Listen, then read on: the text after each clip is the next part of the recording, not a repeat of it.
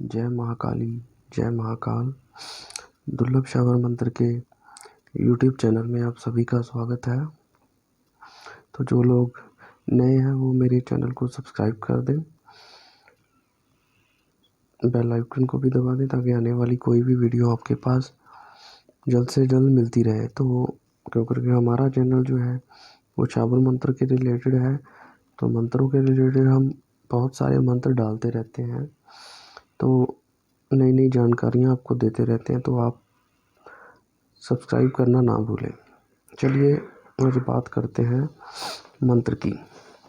तो आज जो हमारा मंत्र है वो घर से भागे हुए को बुलाने का मंत्र है। तो जैसे कोई घर से भाग जाता है, कोई रूठ कर चला जाता है, उसको बुलाने का ये मंत्र है। और इस मंत्र से बहुत से लोग फ़ायदा भी ले चुके हैं और मैंने बहुत पहले दिया हुआ था ये मंत्र लोगों को। तो आज यूट्यूब पर बहुत देर बाद डाल रहा हूँ। फेसबुक पे तो हमने बहुत पहले डाल चुके थे, वहाँ से 2018 में डाल चुके थे। तो मैंने कहा कि चलो अब यूट्यूब पर भी इसको चलाना चाहिए तो सबको मिले इसका फ़ायदा। तो चलिए मंत्र शुरू करते हैं। मंत्र इस प्रकार है: ओम नमो आदि पुरुषाय आमुष्काय आकर्षण क्रू क्रू स्वाहा। तो मंत्र आपने सुना है, उसी तरीके से करना है। एक बार दोबारा बोल देता हूँ। ओम नमो आदि पुरुषाय आमुष्काय आकर्षण क्रू क्रू स्वाहा। इस तरीके से आपने मंत्र को करना है। इसकी विधि इस प्रकार है। ये जो मंत्र है 12,500 जप विधिव्रत हवन करना है और ब्राह्मण भोजन इत्यादि के साथ संपन्न करें।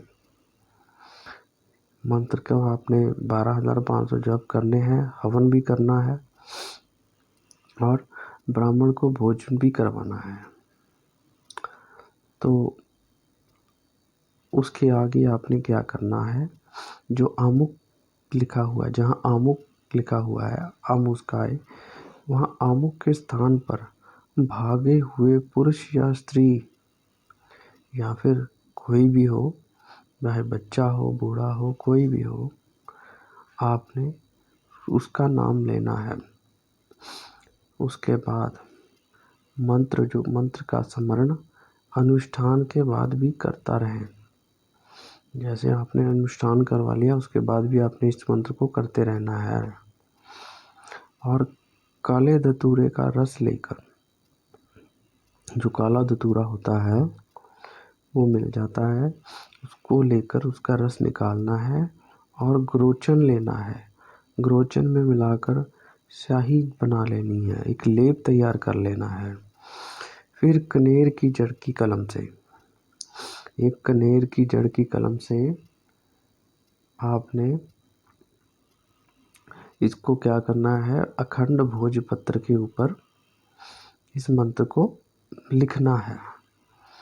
फिर उसका नाम लिखकर, जहाँ आमुक लिखा है उस स्थान पर भागे हुए व्यक्ति का नाम लेकर लेप की सहायता से लिखना है।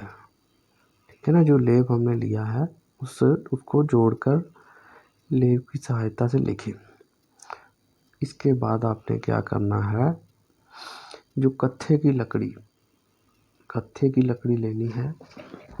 कत्थे की लकड़ी को लेकर उसको जलाना है। जब वो जल जाएगी तो उसका एक जो जलती हुई लकड़ी का अंगारा होता है, अंगार जो होता है, उसमें जो आपने मंत्र से लिखा हुआ जो आपका भोजपत्र होगा उसमें डाल देना है। उसके बाद आपने मंत्र जो है फिर डालने के बाद भी आपने स्मरण करते रहना है।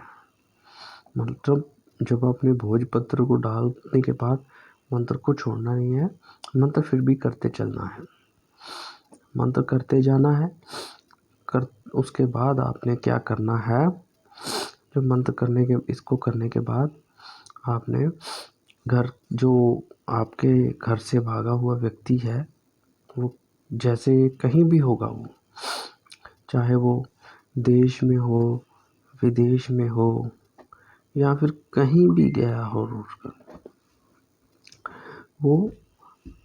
वो वापस अपने घर आएगा, ज़रूर आएगा। और वापस आने पर आपने क्या करना है, जब वो वापस अपने घर आता है, उसके साथ बिल्कुल प्रेम और सद्वाणी से व्यवहार करना है। उसको कोई ताने नहीं देने, आपने झगड़ना नहीं है। जब आप प्यार से रहेंगे तो वो सारा माहौल जो होगा आपका बिल्कुल शांतमय तरीके से हो जाएगा। अगर आपने उसको कोई भी तरीके से बुरा लफ्ज़ बोला, जैसे मान लीजिए आपने बोल दिया कि हाँ कहीं भी गया, आप कहाँ थे, भागे हुए व्यक्ति को आप पूछने लग जाते हो, कहाँ थे इतने दिन, कहाँ रहा तू, क्या किया या क्या कर रही थी, कहाँ गई, कौन था, किसके पास रही। तो उस चीज़ों का कोई आपने उस जिक्र नहीं करना उस समय जब वो वापस आता है।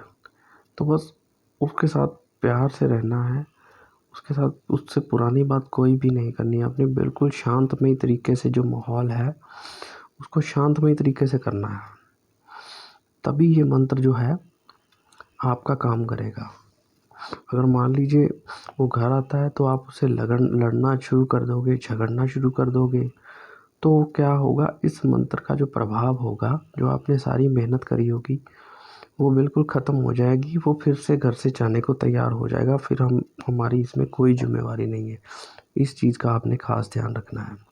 तो चलिए, आपको सारी बात समझ आ गई, तो इस तरीके से आप करना, आपका कल्याण होगा। जय महाकाली, जय महाकाल।